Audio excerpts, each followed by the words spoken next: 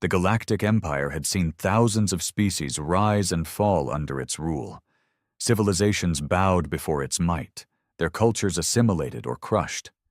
To them, humanity was nothing more than another primitive species, barely worth notice, weak, fragile, and utterly unremarkable. Until we laughed. It started with the first human envoy to the Imperial Council, a meeting of the most advanced races in the known universe. The council chamber was an immense, marble-like structure floating in the void of space, surrounded by the glittering stars of conquered worlds. Seated in a vast circle were the galaxy's most powerful leaders, their forms as varied as their homeworlds, scaled, feathered, tentacled, crystalline, and things beyond description. At the center stood Ambassador James Carter, the first human to ever step into the chamber. He was alone, a single, unarmed man representing an entire planet. The High Chancellor of the Empire, a towering reptilian with molten gold eyes, addressed him with a sneer. "Humanity of Sol," he said, his voice a rumbling earthquake. "You stand before the Council of Galactic Supremacy. State your case, though I assure you it will change nothing. Your kind is weak, insignificant, and doomed to serve." The chamber filled with murmurs of amusement. Some delegates even chittered in their own guttural tongues, their equivalent of laughter. The Empire had encountered countless civilizations, and none had withstood its rule. Humanity would be no different. Then James Carter did something no species had ever done before. He laughed, not a nervous chuckle, not a bitter scoff. A full, genuine, belly-aching laugh. The kind that makes you slap your knee and struggle to breathe. The entire chamber fell silent. Some species blinked, others stiffened. The High Chancellor's molten eyes narrowed. "What do you find amusing, human?" James wiped a tear from his eye. Sorry, it's just..." He let out another chuckle. "You actually think we're weak." The silence deepened. The air grew thick with tension. The High Chancellor bared his fangs. "Are you mocking us?" "Yeah," James grinned. "Yeah, I guess I am." A few delegates shifted uncomfortably. No species had ever dared speak to the Empire this way. Empires were feared, not mocked. They were destroyers, not the butt of a joke. "You misunderstand the power before you," the High Chancellor growled. "Our fleet has conquered thousands of worlds. Our soldiers have crushed entire armies. Our weapons could reduce your homeworld to ash in seconds. You are insects before us." James tilted his head, still smirking. "And yet you're scared of a joke." A ripple of unease passed through the chamber. Some species understood humor. Most did not. But fear? Fear was universal. "You misunderstand nothing." The Chancellor slammed a clawed hand against the armrest of his throne. "You are insignificant. You have no technology to rival ours, no armies capable of standing against us, no genetic superiority, no psychic potential. You have nothing." James leaned forward, resting his hands on the podium. "Oh, we have something, all right." The Chancellor's glare intensified. "And what, human, do you have—" James's grin widened. "We have us." A murmur spread through the chamber. The Chancellor scoffed. "Us? Do not speak in riddles, human. Your kind is nothing." "That's what you don't get," James said, his voice steady. "Every species you've conquered? They fought like you expected them to, with strength, with power, with logic. But humans? We fight differently. We fight dirty. We fight smart. And above all..." His grin turned sharp. "We fight like we've got nothing to lose." The chamber remained silent, but the weight of his words hung in the air. "Every species you've crushed had a breaking point," James continued. "A moment where they realized they couldn't win. A moment where they gave up." He took a step forward. "Humans don't have that moment." The Chancellor scoffed. Arrogant words. You think so? James raised an eyebrow. Tell me, how many of your conquered species made weapons that could destroy entire planets before they even left their solar system? The murmurs grew louder. How many of your species wiped themselves out multiple times in their own history and kept coming back? The murmurs became a nervous buzz. How many of your species found a way to turn their own emotions into a weapon? You think you understand rage, hate, desperation? You don't, but we do, and we use it. The High Chancellor shifted in his throne. For the first time, his eyes betrayed something beyond annoyance, doubt. James saw it and pressed on. You don't understand humans, not really. You look at our size, our strength, our short lifespans, and you think we're weak. But you forgot the one thing that makes us dangerous. And what is that? The Chancellor growled. We don't know when to quit. He stepped back, letting his words sink in. Every species you fought, they understood when they were beaten. When they saw the fight was hopeless, they surrendered. That's the smart move, right? Logical. His voice dropped. Humans aren't logical. Silence. The council chamber, once filled with mockery, now pulsed with an unspoken tension. You can conquer our worlds, James said, his voice almost a whisper.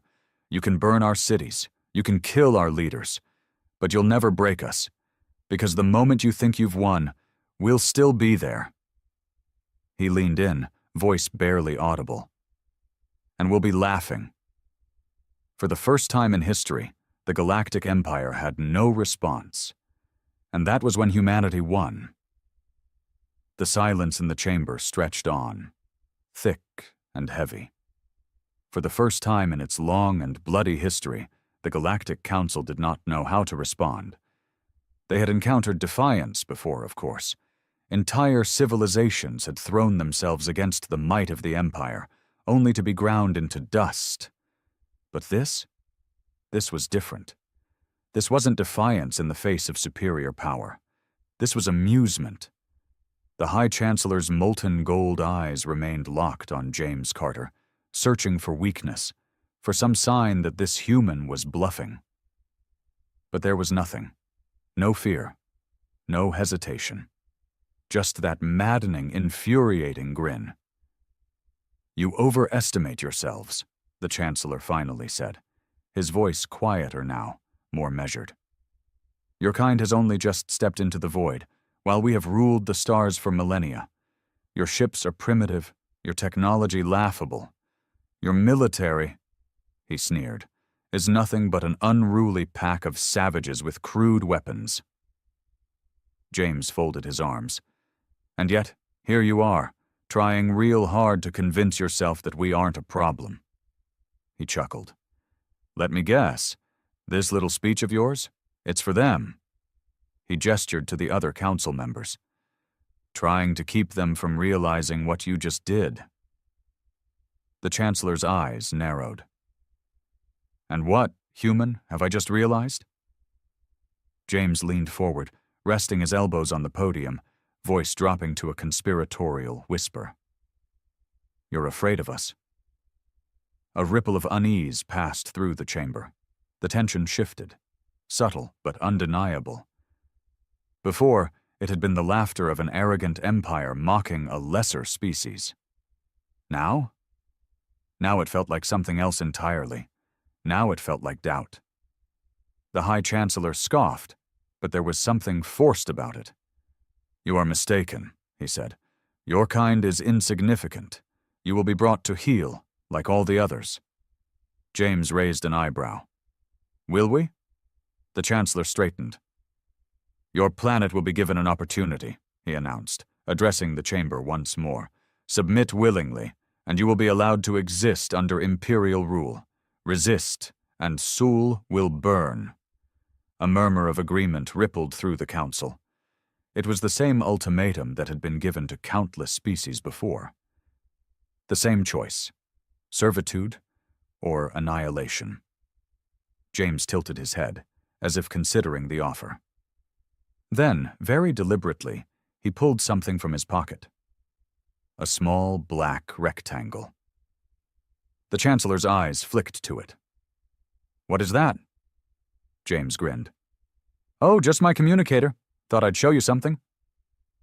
He tapped the screen a few times, then turned it toward the gathered council.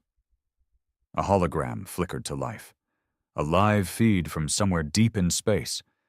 The perspective was shaky, the image grainy, but it was clear enough.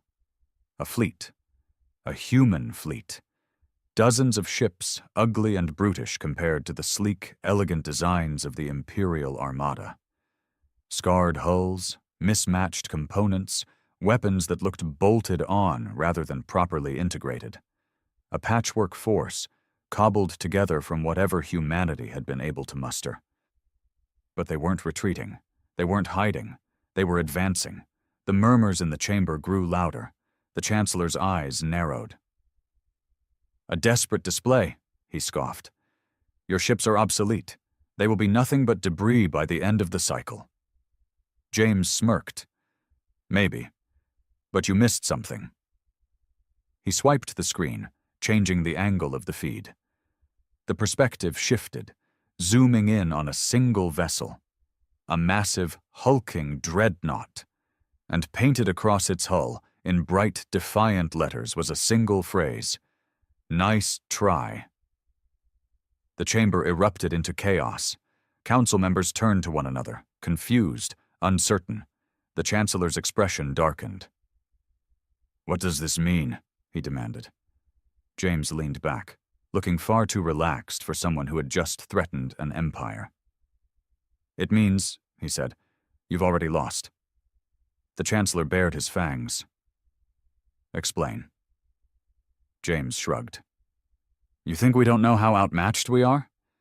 That we don't know our ships are weaker, our weapons outdated?" He chuckled. "You don't get it, do you? We're not here to win." He gestured to the hologram. "That fleet. It's not a fleet. It's a message." The murmurs grew louder. The Chancellor's claws tightened around the armrests of his throne. "A message?" James grinned. "Yeah, it says, 'Come and get us.'" The room fell silent again. "This isn't like your other wars," James continued. "Those species you crushed, they wanted to survive. They wanted to win. But humanity?" He laughed. "We're crazy enough to enjoy this." He stepped forward, resting his hands on the podium. "You think you can break us? Go ahead. Try. Wipe out a city, we'll turn the rubble into a bunker. Kill 1 million of us, and 10 million more will pick up a gun. We'll fight you with knives, with rocks, with our bare hands if we have to." He leaned in. "Because we don't fear you. We welcome the fight." The High Chancellor said nothing. His claws dug into the throne, cracking the stone beneath them. James smiled wider. "So yeah, you can conquer us, you can kill us, but you'll never stop us." He spread his arms. "And the best part? We'll be laughing the whole damn time." And with that, he turned off the communicator, placed it back in his pocket, and casually walked towards the exit. He didn't need to stay to hear the Chancellor's response. Because deep down, they all knew. The war had already begun, and humanity had already won. The High Chancellor sat in silence, his molten gold eyes locked on the place where James Carter had stood moments ago. Around him, the council chamber was a storm of noise, frantic murmurs, nervous whispers, and the hushed growls of those who had begun to understand the true weight of what had just happened. For the first time in the Empire's long and violent history, a species had not only refused to kneel, but had mocked them, and that terrified them. A member of the Zareth Dominion, a crystalline being whose form shimmered like fractured ice, spoke up. This cannot stand," it hissed, its voice sharp as breaking glass. "The humans are primitive, but they are dangerous. Their existence threatens the very structure of the Empire." A six-limbed warlord from the Golan clans slammed a fist against the table. "They are madmen. To defy the Empire is one thing, but to mock it? His mandibles clicked furiously. We should wipe them out now, before their insanity spreads. Yes, came another voice, this time from a shadowy figure wrapped in layers of deep blue silk. A quick, decisive extermination. Their planet must burn. But not everyone agreed. The emissary of the Zilari, a species of tall, silver-skinned beings with luminous eyes, raised a delicate hand. Are you all truly so blind? She asked softly, but her voice cut through the noise like a blade. Did you not see what the human was doing? The chamber fell into an uneasy silence. She turned her glowing gaze toward the High Chancellor. This was no mere defiance, no desperate attempt at intimidation. The human was playing with us. The Chancellor did not respond. She continued, her voice growing firmer. He wanted us to react this way, to lash out, to declare war, and we are falling into his hands exactly as he planned. The warlord growled. You suggest we do nothing? The emissary smiled. Number one suggests we think.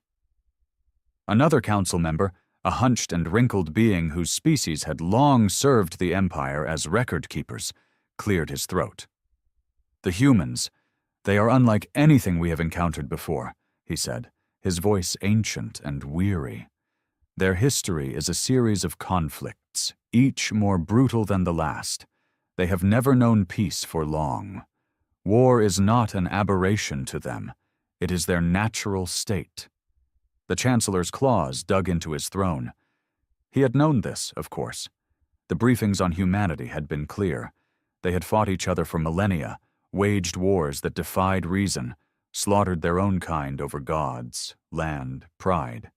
They had developed weapons of mass destruction before they even left their own atmosphere. And yet, despite all of that, perhaps because of it, they had survived, thrived. He thought of the words James Carter had spoken. You don't know when to quit. He thought of the human fleet, those crude, battered ships flying straight toward an enemy they had no hope of defeating. And he realized something. James Carter had been telling the truth. The humans were not here to win. They were here to make the war unwinnable. The Chancellor exhaled slowly, suppressing the growl in his throat. He turned to the gathered council, his expression unreadable. Prepare the fleet, he commanded. The chamber erupted in a frenzy of approval. The war had begun. Deep in the void of space, aboard the bridge of the UNS Ironclad, James Carter sat comfortably in his chair, sipping a cup of terrible instant coffee. You think they bought it? Asked Captain Valdez, standing beside him. James chuckled. Oh, they bought it, all right. Valdez folded her arms, watching the holographic display of the Empire's fleet mobilizing. You do realize we don't actually have a plan to win this, right? James grinned. Yeah, and that's exactly why we will. She raised an eyebrow. James leaned back, kicking his feet up onto the console. See, they're used to wars with rules, with objectives, with endgames. We don't do that. We don't fight to win. We fight to make them regret ever starting it in the first place. Valdez exhaled. So we just make their lives hell? James smirked. Exactly. They want a war. He took another sip of coffee. Then let's give them one they'll never forget. And in the cold depths of space, the laughter of humanity echoed. The Imperial war machine moved swiftly. Within days, the first waves of their armada began assembling on the edges of human space, an overwhelming force of dreadnoughts, cruisers, and carriers that had crushed 100 civilizations before. They were ready for war. What they weren't ready for was us. Somewhere in deep space, aboard the UNS Ironclad, James Carter and Captain Valdez stood before a massive holomap of the Sol system. Around them, a handful of commanders and specialists studied the map, their faces grim but determined. They'll hit us hard, Valdez said, arms folded. A full-scale invasion. They're bringing their biggest guns, their deadliest ships. We won't win in a head-on fight. James grinned. Good. We're not going to fight them head-on. One of the officers, a grizzled veteran named Lieutenant Singh, frowned. Sir, with all due respect, how the hell are we supposed to win this? James took a sip of his coffee and set it down on the table. Singh, tell me something. How do you beat a predator that's bigger, stronger, and faster than you? Singh hesitated. You don't? James pointed at him. Exactly. You don't. You make it chase you. You frustrate it. You exhaust it. He smirked. We're not here to fight them. We're here to make them regret ever stepping foot into our system. A younger officer raised an eyebrow. And how do we do that? James's smirk widened. We do what humans do best. We become their worst nightmare.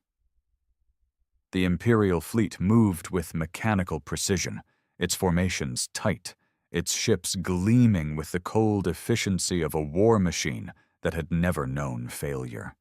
As they entered human-claimed space, they expected resistance, a desperate defense, perhaps even an attempted surrender. What they got was chaos. The first attack came not from battleships, but from debris. Clusters of old satellites, space junk, and broken-down cargo freighters had been booby-trapped, loaded with explosives and hidden in asteroid fields. As soon as Imperial ships approached, the debris detonated. Not enough to destroy them outright, but enough to cause damage, disrupt their shields, and force them to recalculate their formations. Then came the electronic warfare. Every Imperial fleet ran on tight, well-coordinated data networks, until human hackers got involved. They hijacked communication lines, flooded enemy targeting systems with false readings, turned Imperial ship sensors against them, making them fire on phantoms, ghost signals that flickered in and out like enemy ships that weren't really there. Entire squadrons broke formation trying to chase after enemies that didn't exist. Then, as confusion spread through the fleet, the real attacks began.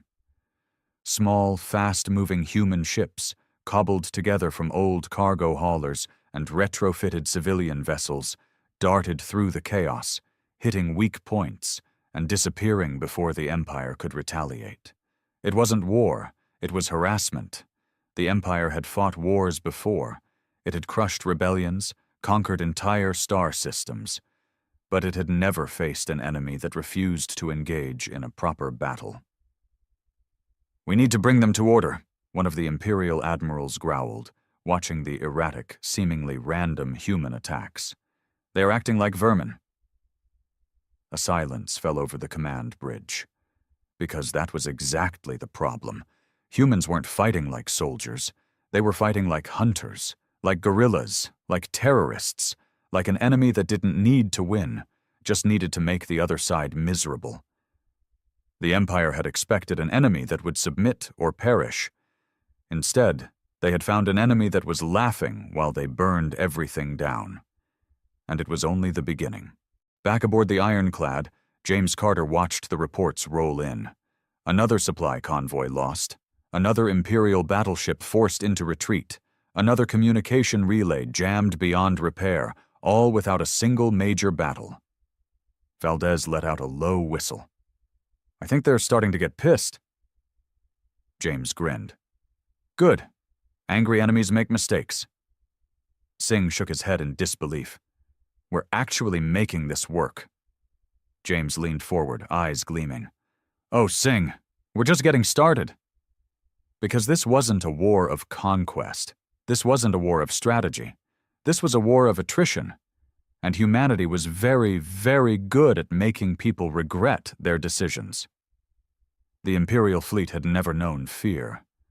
Until now.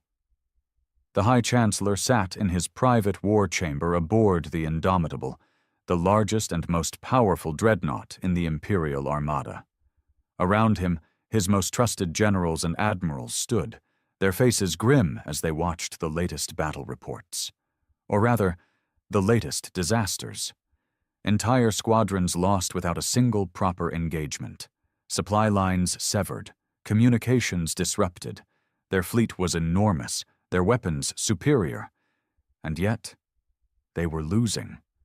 Not in the sense of defeat, but in the slow, excruciating way a predator starves because its prey refuses to be caught.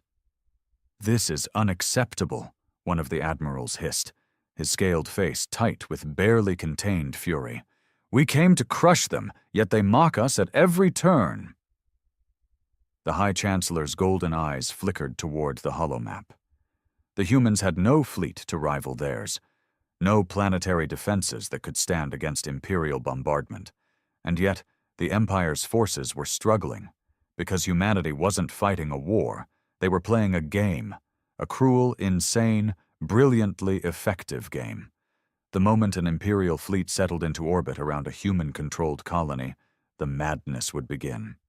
False distress signals lured ships into ambushes. Space stations, seemingly abandoned, would suddenly explode, taking entire destroyers with them.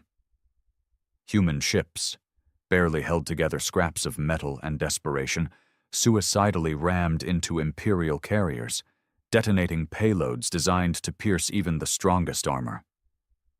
And the worst part? The messages.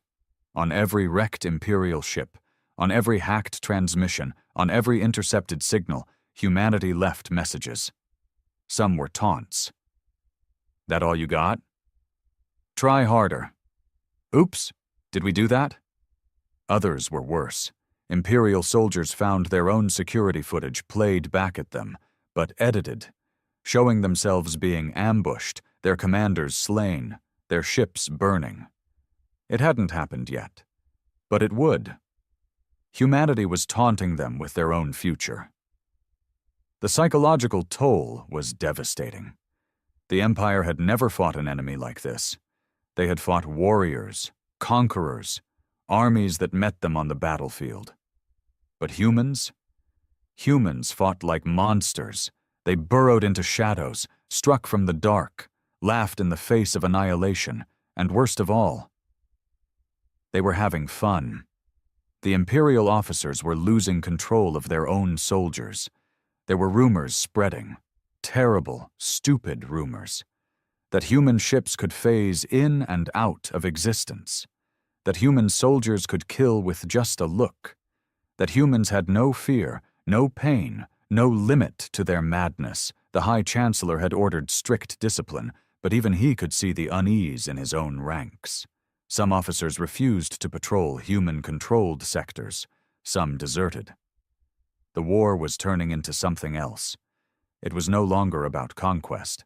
It was about survival. Then, one day, the Empire received a message. Not a threat. Not a battle plan. A simple broadcasted message sent across all Imperial channels, a video feed. It was James Carter, sitting in a chair, holding a cup of coffee, and smiling. "Hey there, guys," he said, voice casual. "Hope you're enjoying the little vacation we set up for you." The silence in the Imperial war chamber was deafening. James took a slow sip of his coffee, then leaned forward. "So listen," he said. "We get it. You're the big, scary empire. You got the fleets, the firepower, the whole unstoppable force thing going on. But here's the thing." His grin widened. "You're not fighting an enemy." His voice dropped to a whisper. "You're fighting an idea." A chill ran through the chamber. James leaned back, stretching lazily. "You can bomb our cities. You can kill millions of us. Hell, you might even glass Earth itself." He winked. "But it won't matter." He gestured to the screen. "You see this war? It's already over." The High Chancellor's claws dug into his throne. "Lies," he growled. "Empty bravado." James chuckled. "Oh, you wish it was?" He set his coffee down. "You thought we'd break?" His eyes darkened. "We don't break. We adapt." He spread his arms. "You thought we'd beg for mercy?" His smile turned sharp. "We don't beg. We laugh. His voice grew softer. And when you finally realize you can't win, when your ships are broken, your soldiers afraid to sleep, your commanders questioning their orders, you'll ask yourselves one simple question. James leaned in, resting his chin on his hands. His grin was terrifying. Was conquering us worth it? The video cut to black. Silence. Pure, deafening, all-consuming silence. For the first time in history, the High Chancellor knew what it meant to feel true dread. Because he had the sickening realization that James Carter was right. They could not win this war.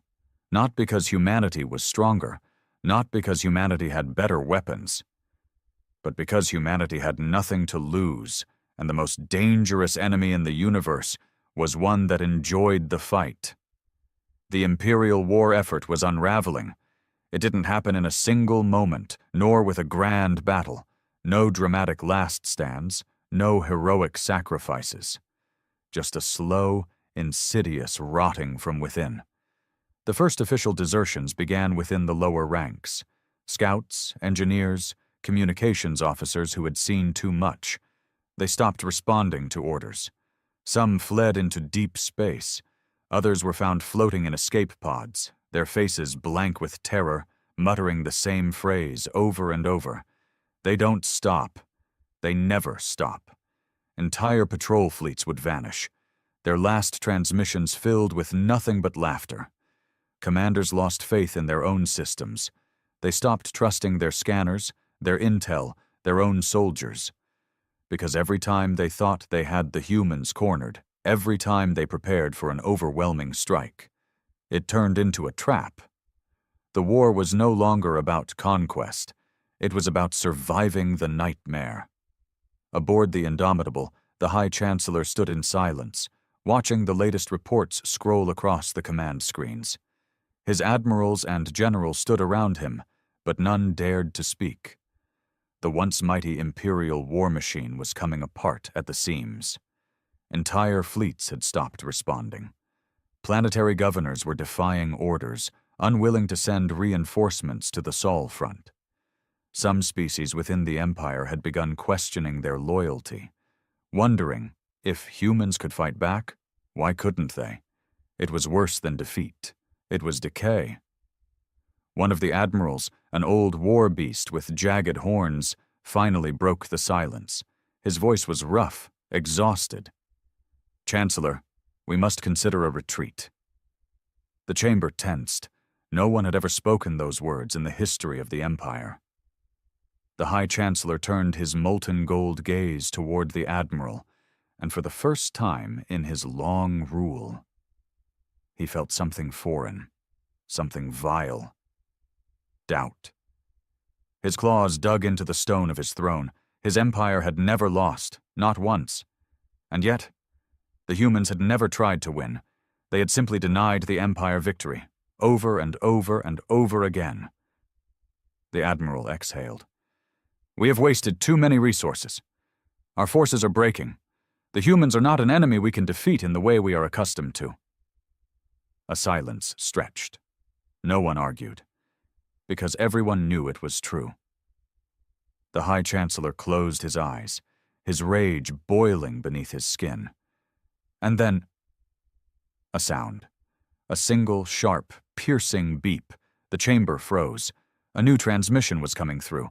From the humans, the main screen flickered, and there he was, James Carter. Sitting in a dimly lit room, feet up on the table, cup of coffee in hand, as casual as ever.